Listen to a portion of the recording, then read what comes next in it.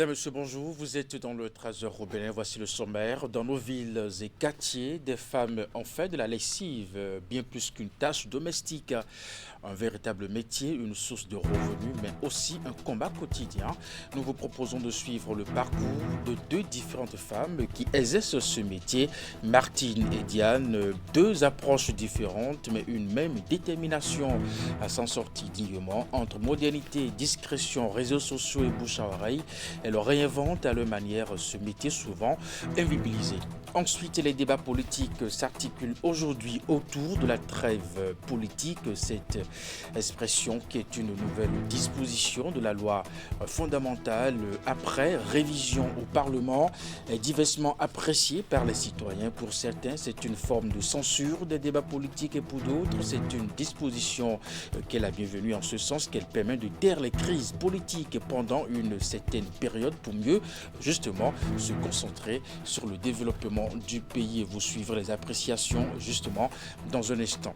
Et puis enfin, les populations vivant autour du lac Ayémé et ses chenaux ont encore sacrifié la tradition de leur retrouvailles annuelles autour de leur association dénommée Non-Visant. Pour la 62e fois dans l'histoire de cette association, ils se sont retrouvés à Guézin dans l'arrondissement d'Agatogo pour des moments de communion fraternelle.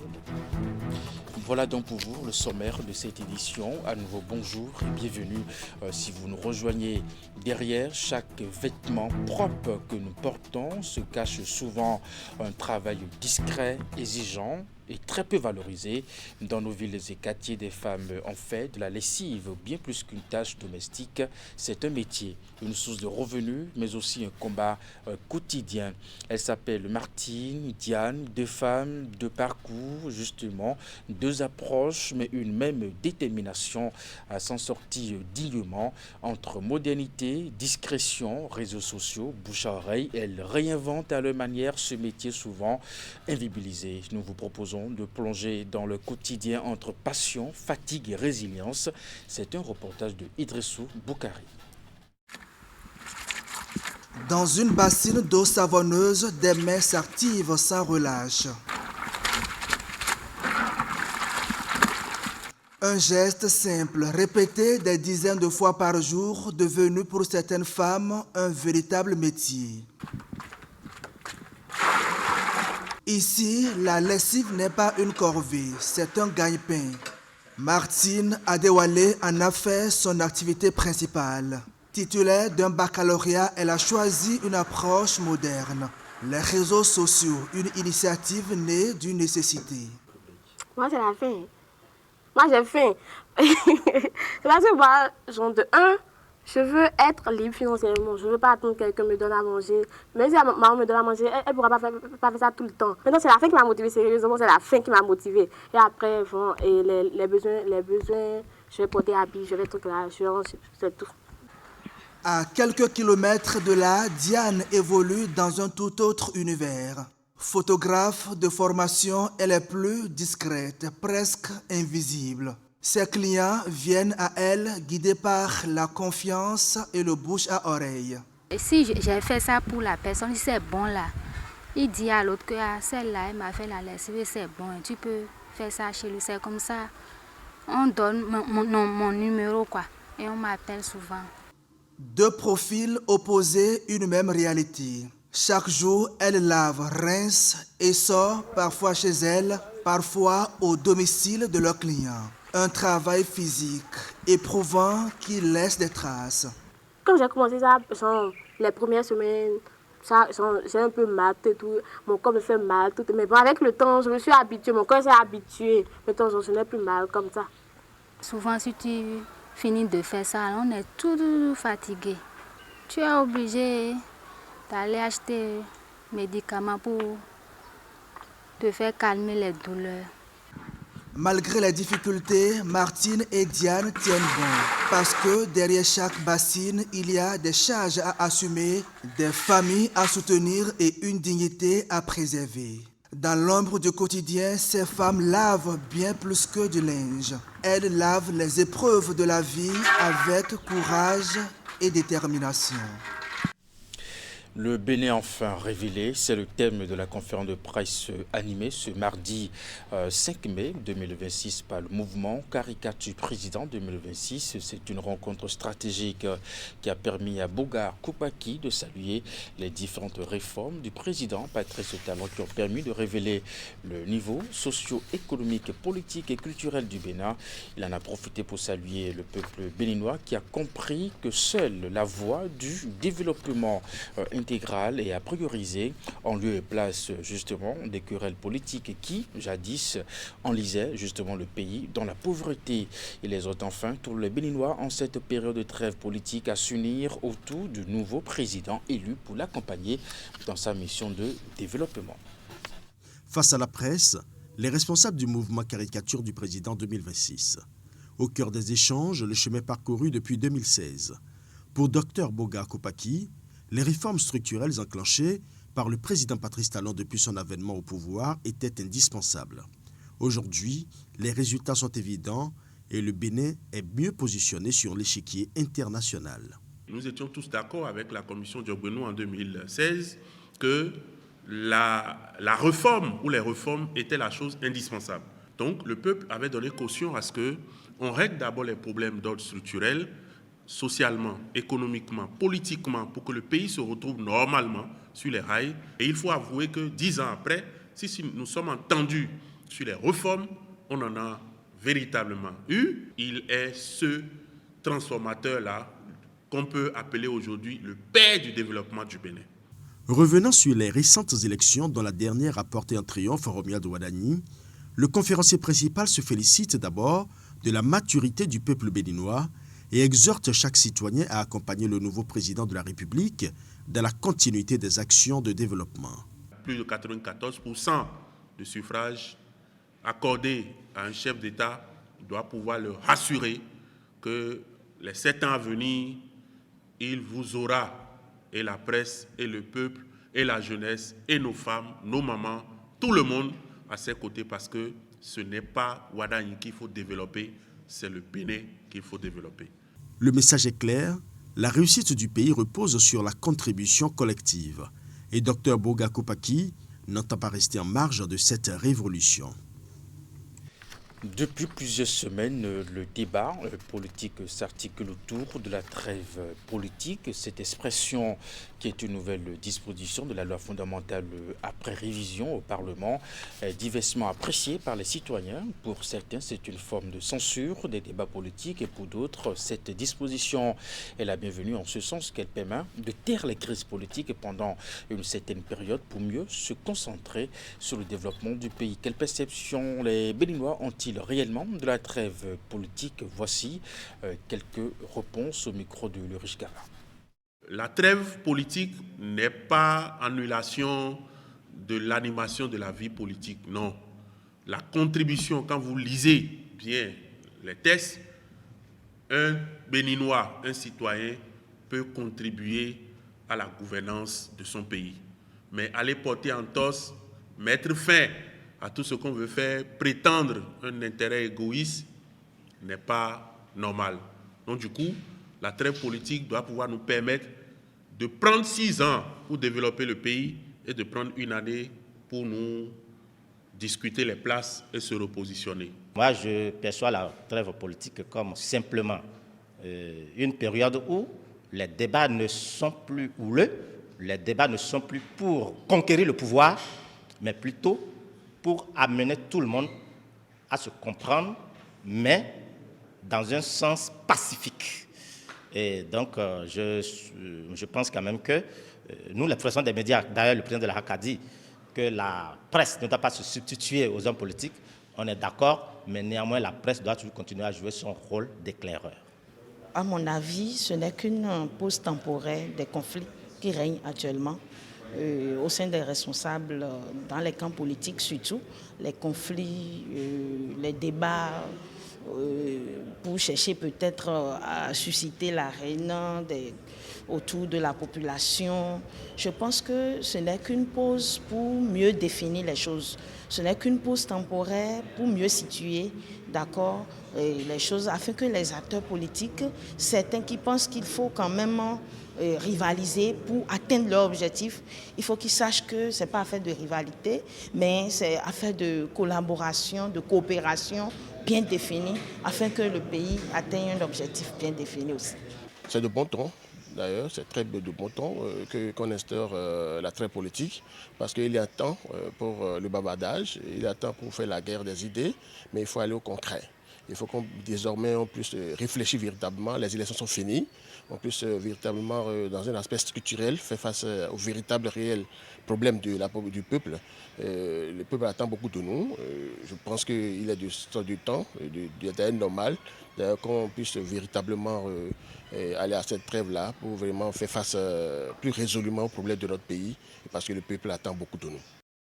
Dans la suite de cette édition à Bassila, l'émotion reste vive après les témoignages de jeunes victimes de réseaux d'escroquerie, d'expatriation, partis avec l'espoir d'un avenir meilleur, revenus d'une expérience éprouvante. Cette situation soulève une préoccupation majeure. Comment protéger la jeunesse face à ces promesses trompeuses et à ces circuits frauduleux qui continuent de faire des victimes? Et pour en parler, nous sommes en direct avec le maire de la commune de Bassila, Dr Tassou Zakari Felikibirou. Avec lui, nous allons faire le point sur l'ampleur du phénomène, les mesures envisagées par la mairie et les actions de sensibilisation à renforcer pour préserver justement les jeunes. Monsieur le maire, bonjour. Oui, bonjour, monsieur le journaliste. Merci de votre disponibilité. C'est moi, alors, je vous remercie aussi. Monsieur le maire, après le témoignage de ces jeunes victimes, quelle est justement votre lecture de ce phénomène dans votre commune? Pardon, répondez, je n'ai pas bien suivi. Quelle est votre lecture de ce phénomène dans votre commune? Quelle est lecture de oui, votre, oui, de ce oui, oui. Merci beaucoup, commune. monsieur le journaliste. Excusez-moi, je suis dans un endroit où il y a un peu de bruit. En fait... On va retrouver le maire. D'un moment à l'autre, la liaison elle est interrompue, sans doute en raison de sa position. On va continuer cette édition, le temps de retrouver le maire de la commune de Bassila pour évoquer ce sujet. La Bourse Vallée continue justement de jouer un rôle majeur dans l'accompagnement des apprenants au Bénin. Les bénéficiaires de ce programme ont reçu la première tranche justement de leur bourse au titre de l'année 2026. Un accompagnement dédié afin de leur permettre d'étudier dans de très bonnes conditions. Voici les images. De l'argent frais pour ces élèves et étudiants bénéficiaires de la Bourse Vallée. Ils sont environ 700 apprenants à l'échelle nationale à recevoir cette bourse d'excellence. Le montant de la bourse évolue chaque année afin de tenir compte de la hausse des prix. Et à ce titre, cette année, les étudiants ont reçu 640 000 francs CFA, dont 320 000 francs versés là maintenant et 320 000 au mois d'octobre. Et les élèves reçoivent 320 000 francs, dont 160 000 dès ce mois d'avril et 160 000 en octobre. Au Bénin, la Bourse Vallée est une véritable institution. Elle est octroyée depuis 24 ans et a contribué au bonheur et à la réussite d'une multitude d'apprenants. Depuis 2003, je crois qu'on dénombre plus de 20 000 bourses déjà accordées, ce qui est quand même énorme, soutenant ainsi la jeunesse béninoise engagée dans un parcours d'excellence. La Fondation Vallée porte haut les valeurs que partagent la France et le Bénin, en offrant à ces jeunes la possibilité de poursuivre des études dans de bonnes conditions. La joie qui m'anime est immense.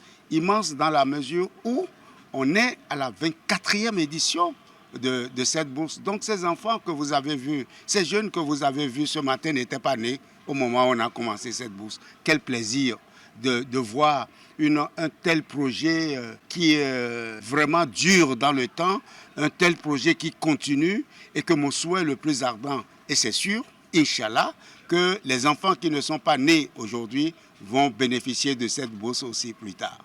Jusqu'ici attribuée sur le seul critère de l'excellence, la Bourse Vallée pourrait prochainement intégrer un volet social afin de mieux prendre en compte les apprenants issus de milieux vulnérables. Et puis on va reprendre à présent cet échange avec le maire de la commune de Bassila qui est déjà en ligne. Monsieur le maire, vous êtes là?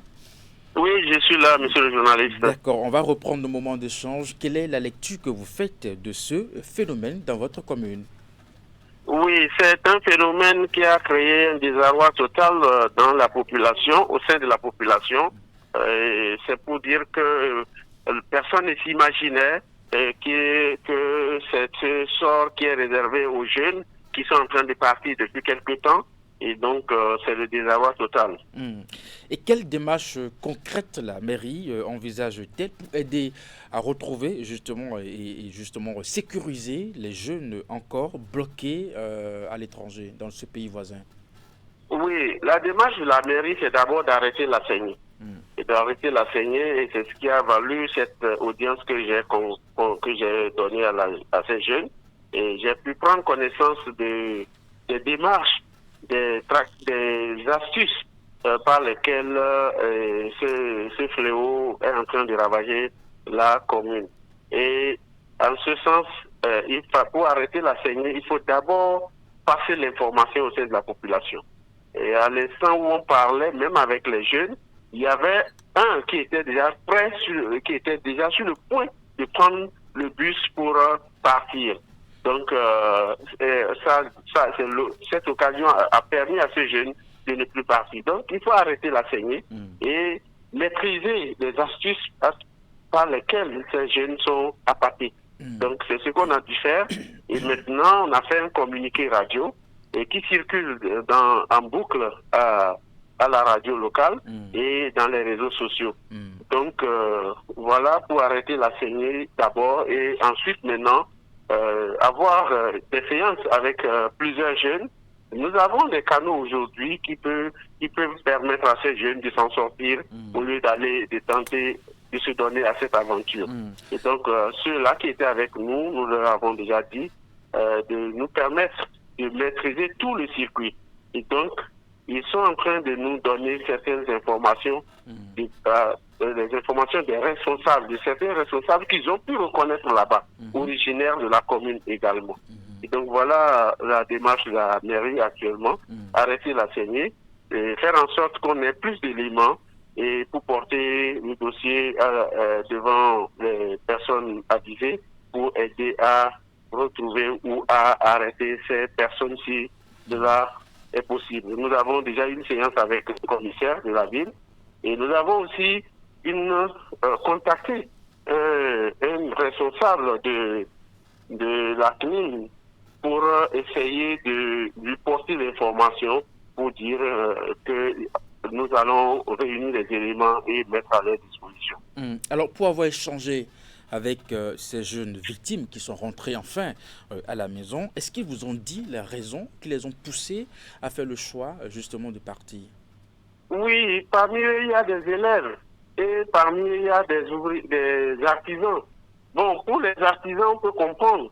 On peut comprendre qu'ils sont à la recherche du mieux-être et tels qu'ils ont déjà vu leurs amis aller en aventure, revenir réaliser dans la ville, ça peut motiver des gens de cette catégorie-là. Mais pour les élèves, en classe de seconde, première, c'est déjà trop tôt de penser que ceux-ci sont confrontés à une situation d'emploi parce qu'ils sont encore à la charge de leurs parents. Donc lorsqu'on les a écoutés, c'est la démarche, les astuces de ces derniers qui les ont appâtés. On leur envoie des images de leurs amis qui sont en train de prendre le vol, des images simulées, qui sont en train de prendre l'avion, des images simulées des jeunes qui sont au Canada, dans la neige, des images simulées des jeunes qui sont dans des restaurants des restaurants de haut niveau en train de manger, et donc pour montrer qu'ils sont partis, ils sont dans un Eldorado. Donc voilà, les artisans, eux, ils sont dans la recherche du mieux-être. Pour eux, ce qu'ils font ici ne leur permettra pas de vite avoir remplir ou bien de vite à réaliser leurs ambitions. Et donc, il y en a qui ont tout vendu. Un jeune éleveur qui avait déjà un petit troupeau, de petits ruminants et de gros ruminants, qui a d'abord vendu le petit ruminant pour faire partie de son petit frère, qui lui avait déjà abandonné les classes. Et le petit frère, une fois arrivé là-bas, a été manipulé pour manipuler son grand frère, et qui lui l'a vendu tout le troupeau et a mobilisé plus de 2 millions et s'est rendu là-bas. Et c'est là-bas qu'il réalise que c'était une illusion. Alors, face à l'implication présumée de certains habitants dans ces réseaux, est-ce que la mairie envisage des poursuites judiciaires? Oui, nous allons réunir les éléments, nous rapprocher, comme je l'ai dit, on est en concertation avec le commissaire de la ville, réunir les éléments probables qui peuvent enclencher une poursuite judiciaire en bonne et due forme. Et lorsque nous avons compris que c'est possible d'aller reconnaître certains, donc voilà ce que nous attendons, réunir plus d'informations sur ces personnes afin de voir, encore qu'elles sont à l'extérieur. Ceux-là dont nous parlons sont à Lagos pour le cas des jeunes que j'ai reçus. Certains sont à Accra et d'autres à Abidjan. Voilà. Donc, ce n'est pas des gens qui sont sur le territoire national, mais et comme la procédure judiciaire, elle, une fois enclenchée, elle pourra faire le reste. Nous attendons de réunir tous les éléments. Merci à vous, monsieur le maire. Merci, monsieur le Je vous journaliste. laisse à vos occupations. Merci. Très bonne suite de journée. Cette édition se Bonne suite poursuit. de journée à vous. Merci. Le rideau est tombé ce dimanche sur la 16e édition de Wemerwe. Elle s'est achevée sur une note de ferveur et de mobilisation exceptionnelle qui a consacré justement le succès d'une fête qui, au-delà de sa dimension culturelle, aura marqué les esprits par son impact. Reportage. Forte affluence à cette messe de clôture de la 16e édition de Wemerwe dans la commune de Bonou, célébrée par Monseigneur Aristide Gonzalo. Prenant la parole, le coordonnateur général de Wemerwe, Antoine Bonou, a dressé le bilan d'une édition qu'il qualifie de réussite, tant par la mobilisation des populations que par les nombreuses actions sociales réalisées à leur profit. Mesdames et messieurs, je suis très honoré et heureux de vous voir plus nombreux que lors des précédentes éditions et de constater que l'engouement demeure et s'accroît au fil du temps, malgré les aspérités que nous essayons de corriger. Cette marque de confiance et d'affection mérite d'être entretenue. C'est pourquoi j'exprime mes reconnaissances. Nous remercions très sincèrement l'ONG Regard Fraternel, l'ONG italienne Mama Yovo, les ressortissants de la vallée vivant au Canada, tous nos sponsors, je les remercie. Les participants ont eux aussi salué le succès de cette fête identitaire, désormais solidement ancrée dans le calendrier culturel et social de la vallée de l'Ouémé. Des initiatives comme celle-ci, qui se font par des associations, doivent être suivies, encouragées, accompagnées, parce que ce qui est essentiel que je retiens ici, en dehors de la célébration eucharistique, c'est le fait que ce sont des associations qui réalisent des choses. Wemerwe, c'est une avancée, Wemerwe, c'est le progrès, Wemerwe, c'est le développement durable. Le rideau est ainsi tombé sur cette 16e édition, avec un rendez-vous déjà fixé en janvier 2027 dans la commune de Dambo pour une nouvelle célébration. Même ambiance également avec les populations vivant autour du lac Ayemé et ses chenaux et qui ont encore sacrifié la tradition de leur retrouvailles annuelles autour de l'association dénommée Non-Visant. Pour la 62e fois dans l'histoire de cette association, ils se sont retrouvés à Guézin dans l'arrondissement d'Agatogbo pour des moments de communion fraternelle. Voici les images. L'aventure associative commencée ici depuis 1964 autour du lac Ayemé et ses chenaux se poursuit. Les retrouvailles annuelles des communautés vivant autour du lac à travers l'association Non-Visant. Mobilisation et sur la dynamisation. L'objectif central est qu'il faut s'unir. S'unir et mutualiser les efforts autour des questions liées à la survie et au développement de leur patrimoine ancestral. Et l'Eucharistie célébrée pour la circonstance a révélé le sens de cette communion fraternelle. Nos visons dans notre langue veut dire le jour du frère. Et ceci pour mettre en exergue l'importance de la fraternité. Et ceci ne peut pas laisser indifférent notre pays de Bénin. La devise de notre pays, c'est fraternité, justice, travail. Donc cette devise commence par la fraternité. Et sous les yeux de la vice-présidente de la République et de président des institutions de l'État, cette fraternité a été célébrée à Guézin, un village lacustre dont le potentiel touristique est peu connu du grand public. Les gens connaissent Agatogbo, on connaît comment, on quitte Cotonou, on va à Lomé, on dit Guézin c'est à droite. C'est quoi Guézin, on ne sait pas. Alors qu'en réalité, Guézin c'est un site touristique. Celui qui met 20 milliards, qui investit 20 milliards à Guézin, en 10 ans, il peut faire tout sur investissement et puis amortir. Ce potentiel a été magnifié par des centaines de touristes et les membres de ces communautés dont les responsables disent s'employer pour la visibilité de non-visants. Et nous avons osé pour que les choses se passent bien et que nous ayons l'audace de foncer pour arriver effectivement à ce succès-là. Et c'est ce que nous avons compris. La tradition se poursuit et le flambeau de la fête a été transmis à Ouagadougou, un village de l'arrondissement de Dékamé. Non-visants, ce sont les 14 arrondissements qui bordent le lac Kaïmé et ses chenaux.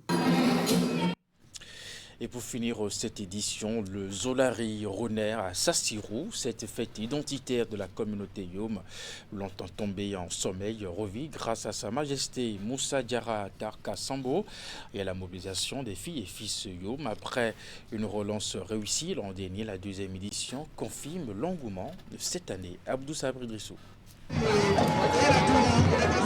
C'est une résurrection en grande pompe. La deuxième édition du Zolari prend ses quartiers à Sassirou. L'engagement des filles et fils de l'ère culturelle Yom témoigne de leur détermination à préserver leur patrimoine. Le Zolari, c'est la fête des moissons. Le Zolari, c'est notre culture et fier de l'organiser. Le Zolari, c'est notre identité en tant que Yora. Ce que je nous souhaite ici et maintenant, c'est que nous puissions nous donner la main. Personne ne sera de trop. L'important, c'est que nous puissions vraiment continuer de célébrer la Zolari. Il y a un regret tout à fait que je sois notre Yora. Faire en sorte que nos comportements reflète le vrai Yora. Cela appelle de nous une certaine unité de pensée. Au pupitre, acteurs et personnalités se succèdent. Ils expriment leur satisfaction aux organisateurs de ces retrouvailles. Félicitations à Sa Majesté Sambo et toute sa cour qui ont réussi le pari de nous réunir une fois encore à cette place pour la fête, la célébration du Zolari, la célébration de la culture Yom.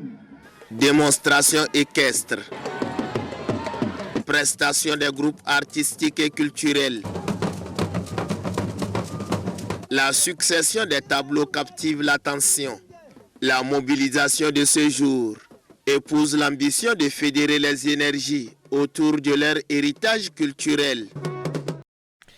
C'est la fin de cette édition. Merci de l'avoir suivi, de votre fidélité à nos programmes à 16h. C'est votre bulletin d'information, 19h30. La grande édition de la soirée juste après votre émission. L'info continue. Portez-vous bien et à très bientôt.